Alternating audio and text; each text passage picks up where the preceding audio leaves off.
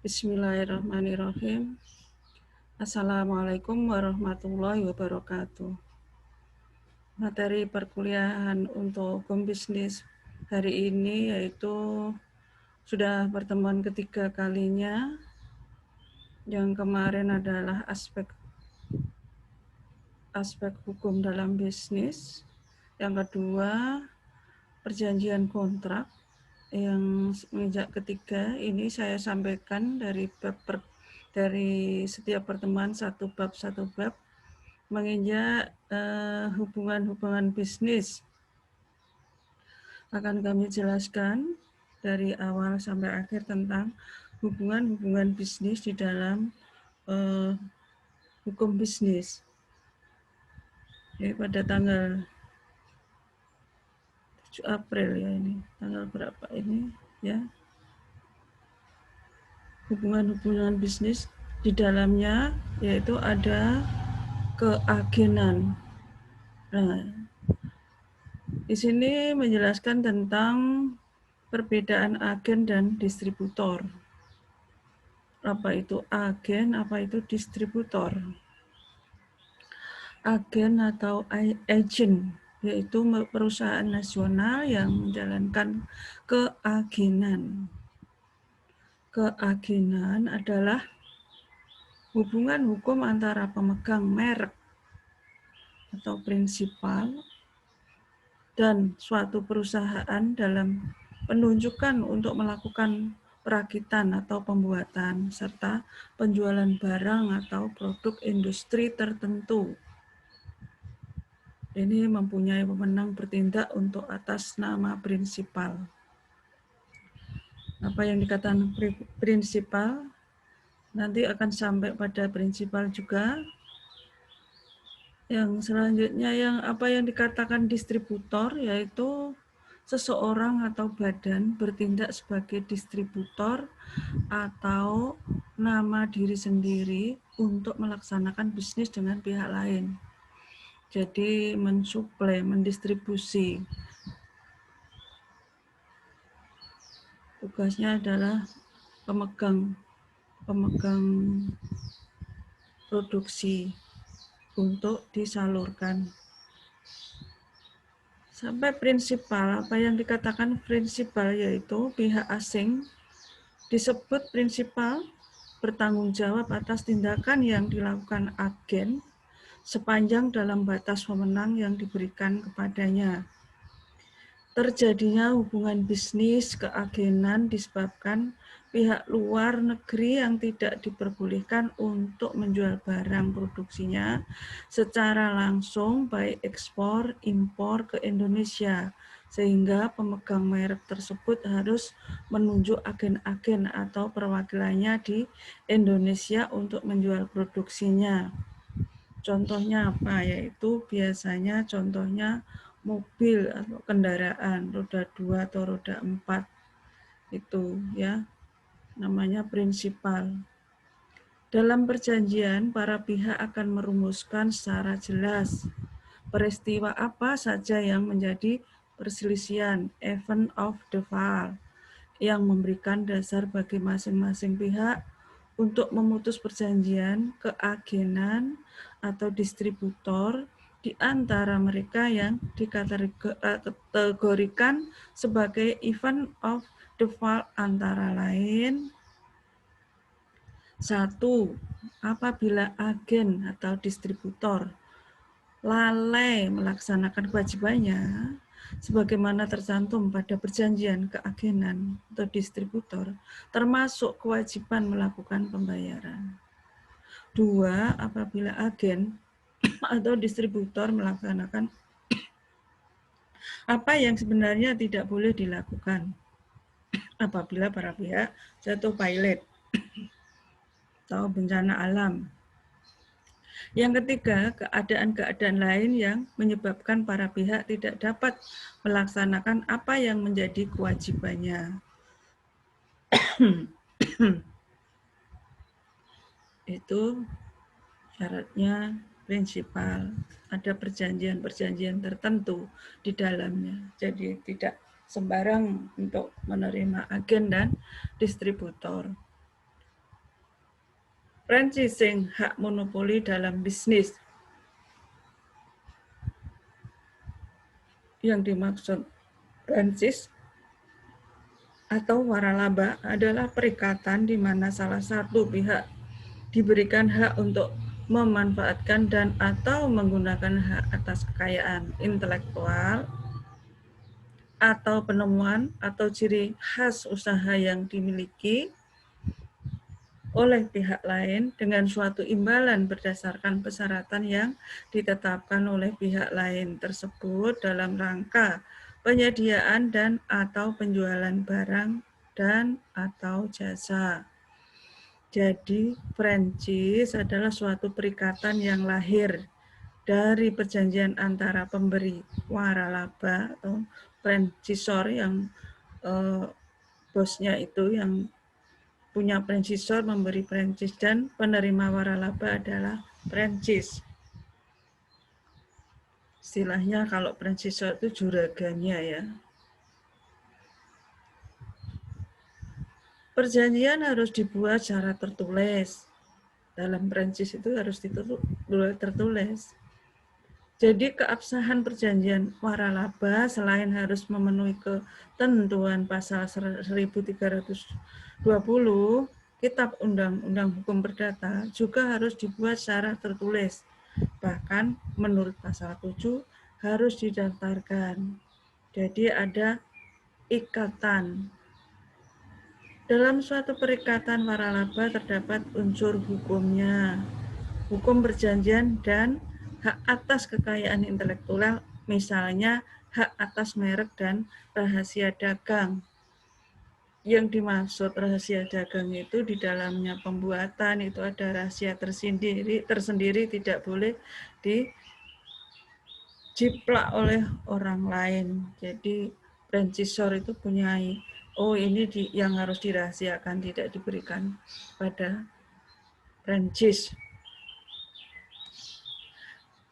Karakteristik waralaba, apa yang menjadi karakternya yaitu franchisor mengizinkan franchise untuk memakai merek dagang, sistem bentuk manajemen dari franchisor berdasarkan exclusive right. 2. Izin pemakaian tersebut diberikan untuk jangka waktu tertentu. 3. Perjanjian waralaba ini hanya untuk wilayah tertentu saja, umpama Jawa Tengah atau Jawa Timur atau khusus DIY, itu ada perjanjian waralaba khusus. 4. Atas pemberian izin 3 hal tersebut di atas, franchise harus membayar kepada franchisor jumlah fee dan atau royalti. Jadi dari keuntungan dari pemakaian alat-alat, dari itu harus membayar kepada franchisor, akan menjadi miliknya franchise. Jadi membeli dan memberi royalti. 5. Seluruh biaya-biaya untuk pelaksanaan perjanjian ini menjadi beban franchise. Ya, dalam membuat perjanjian itu karena ada biaya materai atau biaya kertas atau biaya fotokopi, itu jadi menjadi beban franchise.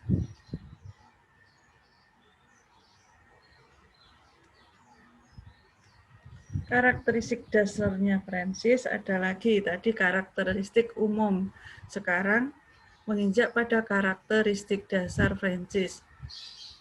1. Harus ada suatu perjanjian kontrak tertulis, sama ya, yang mewakili kepentingan yang seimbang antara franchisor dengan franchise. Ini karakteristiknya lebih detail. 2. Franchisor harus memberikan pelatihan dalam segala aspek bisnis yang akan dimasuki. Jadi mengumpulkan tenaga dulu, diberi pelatihan, bagaimana caranya, bagaimana membukanya untuk penjualan, itu harus ada pelatihan. Atau mungkin ada alat-alat tertentu yang harus diberi pengarahan. Yang ketiga, franchise diperbolehkan atau dalam kendali franchisor beroperasi dengan menggunakan nama atau merek dagangan, format dan atau prosedur, serta segala nama reputasi baik yang dimiliki franchisor.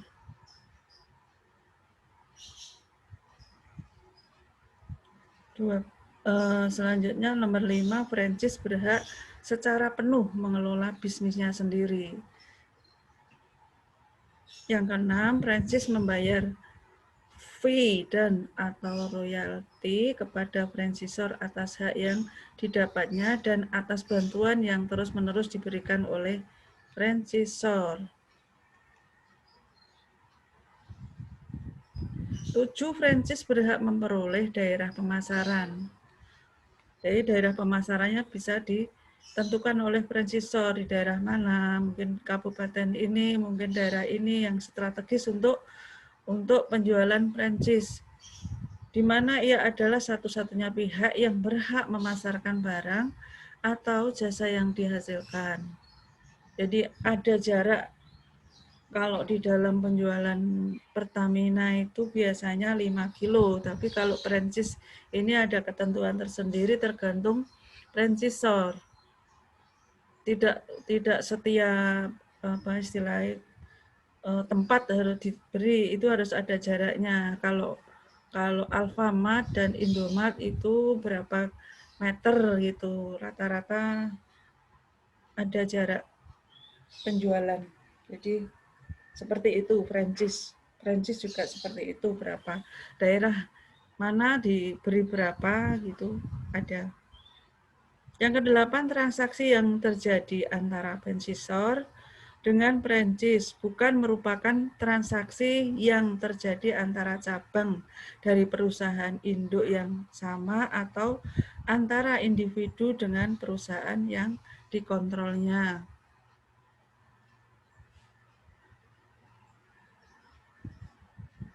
Jadi bukan merupakan cabang berdiri sendiri, karena franchise berhak memperoleh daerah pemasaran dan memperoleh keuntungan atau royalti juga.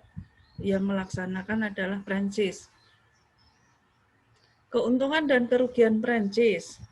Setiap hubungan bisnis yang ada selalu saja ada faktor kerugian dan keuntungannya. Demikian juga dengan bisnis franchise. Ada keuntungan dan kerugian yang terjadi di dalamnya. Keuntungannya apa? Kerugiannya apa?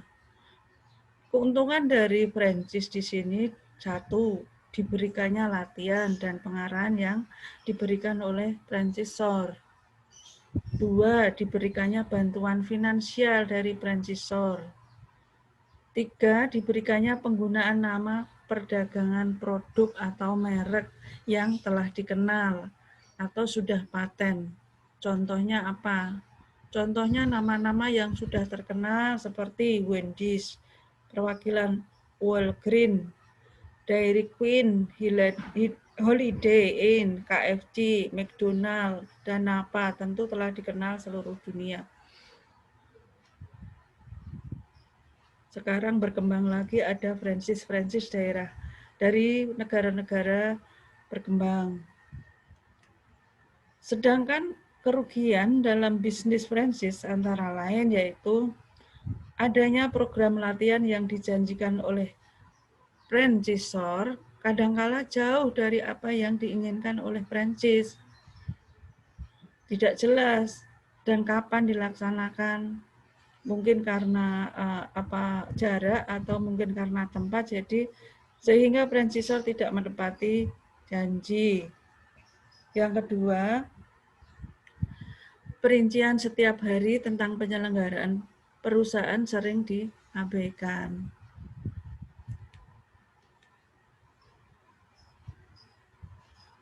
Kerugian yang ketiga, hanya sedikit sekali kebebasan yang diberikan kepada franchise untuk menjalankan atau akal budi mereka sendiri. Jadi franchise itu terikat dengan ketentuan-ketentuan franchisor. Mau mengembangkan secara mungkin banyak tempat gitu harus ada perjanjian tersendiri lagi ditentukannya oleh franchisor. Kerugian yang keempat, pada bisnis franchise jarang mempunyai hak untuk menjual perusahaan kepada pihak ketiga tanpa terlebih dahulu menawarkannya kepada franchisor dengan harga yang sama. Jadi tanpa ada persetujuan franchisor, franchise tidak boleh membuka cabang atau mendistribusikan pihak ketiga. Sangat terbatas sekali. Itu kerugian franchise. Selanjutnya ada bentuk-bentuk franchising. Bentuknya apa saja, yaitu product and trade franchise. Franchisor memberikan lisensi kepada franchise untuk menjual produk-produk franchisor, misalnya dealer mobil dan stasiun bensin atau makanan. Yang kedua, bisnis format franchise. Kalau yang di Indonesia lebih banyak adalah dealer mobil. Yang kedua, bisnis format franchise. Franchisor memberikan seluruh konsep bisnis yang meliputi strategi pemasaran, pedoman dan standar pengoperasian, bantuan teknis, pelatihan kepada franchise, misalnya fast food, restoran. Ini yang kedua mengenai restoran. Itu harus ada standarnya, standar strateginya bagaimana untuk bisnis format franchise. Ini tentang, bisa juga tentang minuman dari Starbucks, itu juga bentuk franchise. Menginjak joint venture, joint venture dapat diartikan sebagai suatu macam perserikatan yang sifatnya sementara, yaitu suatu kerjasama antara pemilik modal asing dengan pemilik modal nasional, jadi kerjasama antara luar negeri dan dalam negeri, semata-mata berdasarkan suatu perjanjian berkala atau kontraktual, istilahnya kontrak. Joint venture itu berupa kontrak saja, tidak selamanya menjadi kerjasamanya, tidak selamanya, jadi hanya ada berapa tahun gitu, mungkin ada 20 tahun atau 10 tahun gitu, ada perjanjian, ada biaya juga. Menurut pandangan seorang ahli hukum, joint venture adalah kerjasama sementara, yaitu suatu macam partnership, perserikatan yang bersifat sementara saja. Itu adalah joint venture. Operasional joint venture, yaitu adapun beberapa operasional joint venture. 1. Mencoba memanfaatkan modal asing yang berasal dari luar negeri. Yang kedua, mencoba untuk memanfaatkan teknologi yang berasal dari luar negeri. Yang ketiga, mencoba untuk memanfaatkan kapasitas manajemen berasal dari luar negeri. Semuanya berasal dari negeri untuk dipasarkan di dalam negeri. Kalau mobil dari Jepang, mungkin mobil Toyota, produknya dari Jepang dijual ke Indonesia. Bagaimana cara menjualnya, bagaimana mencari keuntungannya, itu akan ada perjanjian khusus. Teknologi-teknologi lain seperti komputer atau alat-alat elektronik yang lain, mesin-mesin cuci, mesin-mesin kulkas, dan lain-lain, itu melalui joint venture. Di sana barang-barang pokoknya dari sana, barang intinya di sini bisa dikembangkan oleh istilahnya rakitan, ya, dengan biaya yang diperjanjikan oleh operasional joint venture. Detailnya, joint venture dapat juga diartikan sebagai usaha patungan antara pihak domestik dengan pihak asing atau luar negeri dalam rangka kerjasama yang berupa kontrak sementara yang bersifat internasional dengan masing-masing pihak menundukkan diri pada sistem nasional yang berbeda. Pada kedua belah pihak yang berkontrak harus berpegang pada azas hukum berkontrak.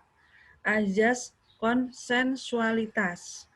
Itu azas kontrak dari joint venture. Alasan pembentukan joint venture. Di sini disebutkan ada beberapa alasan pembentukan joint venture. 1. Ingin membangun perusahaan yang lebih kuat. Adanya pembagian biaya dan resiko, yang nomor 2. Yang ketiga, memperbaiki akses sumber finansial atau modal. 4. Akses menuju teknologi dan pelanggan baru. 5. Akses menuju praktek manajerial yang lebih inovatif. 6. Pertimbangan ekonomi dan keuntungan.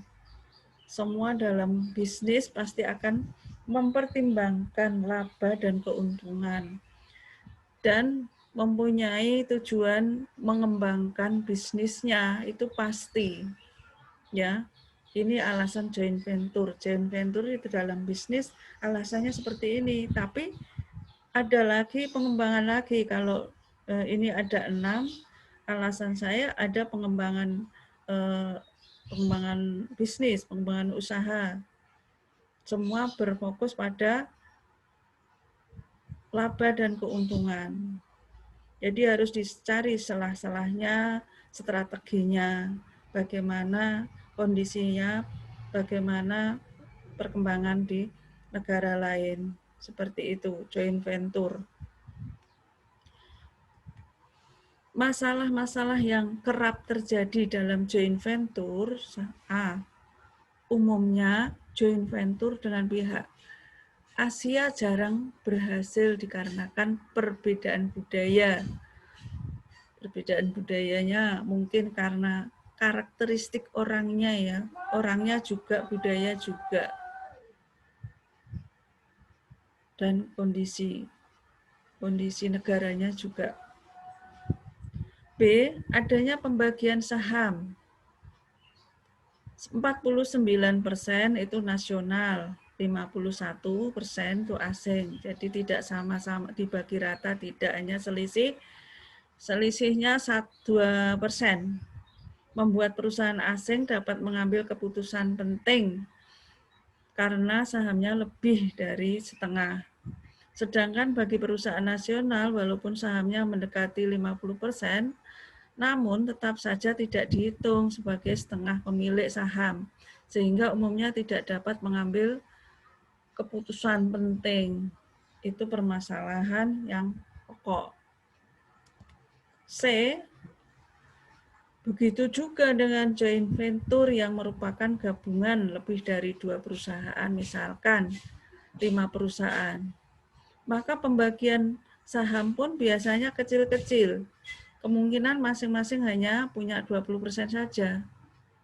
Kemudian masalahnya adalah dalam pengambilan suatu keputusan akan terjadi pengoperan saham ke pihak lain karena ketidakpuasan. Disitulah kendalanya.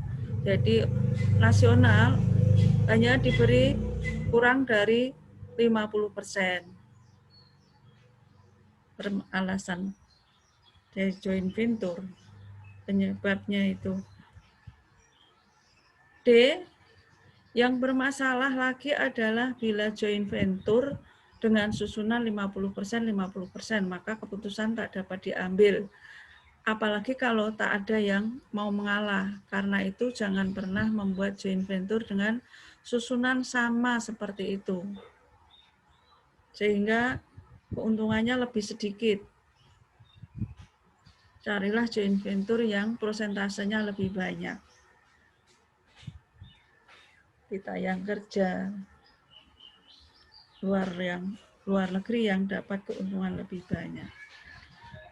Sekarang menginjak pada BOT, Build Operate Transfer atau BOT, buat bangun guna serah. Apa yang dimaksud bangun guna serah?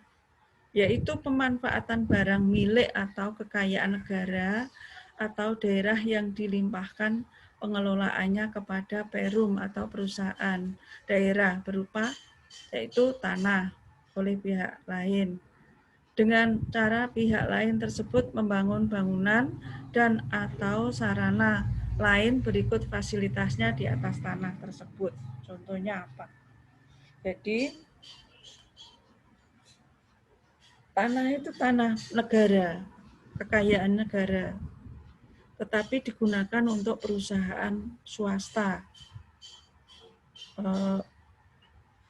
Istilahnya ya seperti sewa guna bangunan, sewa pakai, itu bangun guna serah. BOT dasar hukumnya yaitu menurut keputusan Menteri Keuangan nomor 248 KMK 04 tahun 1995 tanggal 2 Juni tahun 1995. Disebutkan bahwa yang dimaksud dengan bangun serah guna adalah suatu bentuk perjanjian kerjasama yang dilakukan antara pemegang hak atas tanah dengan investor, yang menyatakan bahwa pemegang hak atas tanah memberikan hak kepada investor untuk mendirikan bangunan selama masa perjanjian bangun guna serah BOT dan mengalihkan kepemilikan bangunan tersebut kepada pemegang hak atas tanah setelah masa bangun guna serah berakhir. Ini pemerintah baru banyak ini tahun ini menyerahkan guna bangun kepada investor-investor asing. Berapa tahun hak guna bangun tersebut? Seperti pertambangan yang ada di Konawe itu adalah BOT.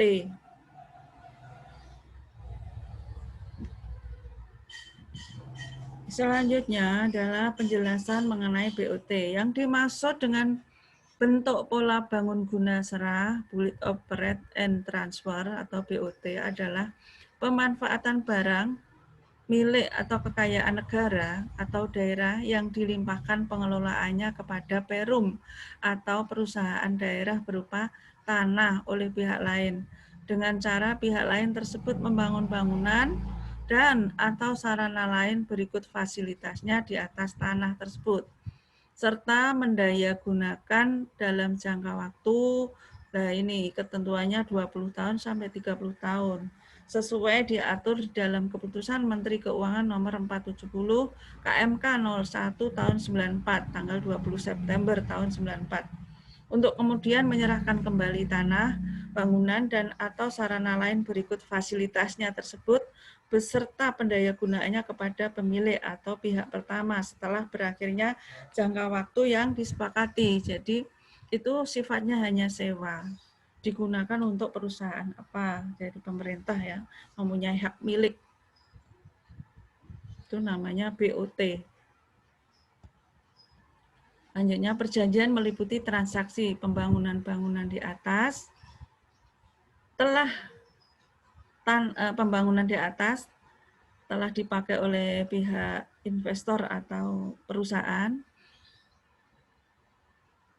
Bangunan di atas tanah oleh dan sepenuhnya atas biaya pihak kedua sesuai dengan ketentuan-ketentuan.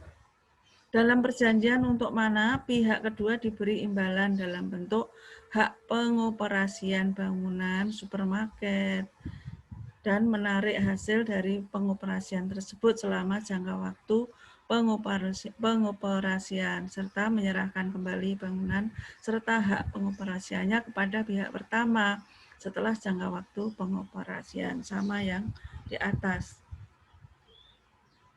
Kewajiban pihak pertama dan kedua.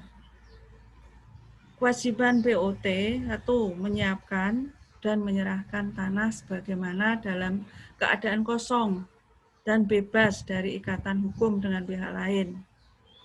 Jadi tidak yang menyewa itu tidak pihak ketiga, harus pihak kedua.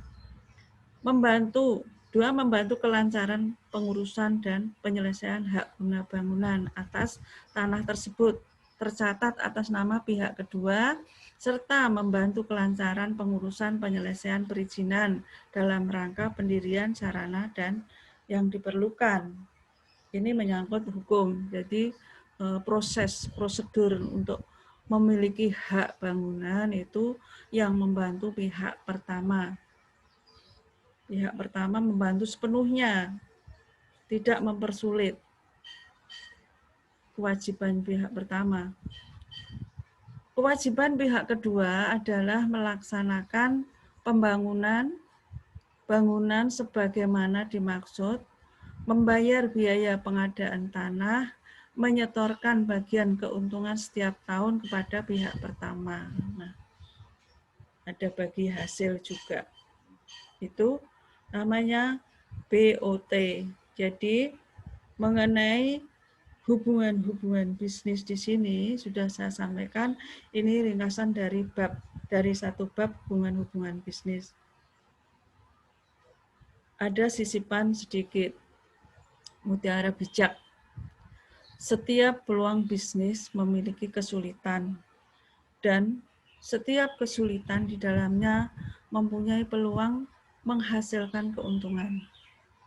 Maka sesungguhnya di dalam kesulitan itu ada kemudahan. Jadi jangan putus asa. Dan akan saya beri motivator, bentuknya tertulis, nanti dibaca. Akan saya share di link untuk keperluan Anda. Demikian kami sampaikan materi perkuliahan untuk hari ini. Saya tutup dan saya akhiri. Wabillahi taufiq wal hidayah. Semoga bermanfaat untuk kalian ke depan. Wassalamualaikum warahmatullahi wabarakatuh.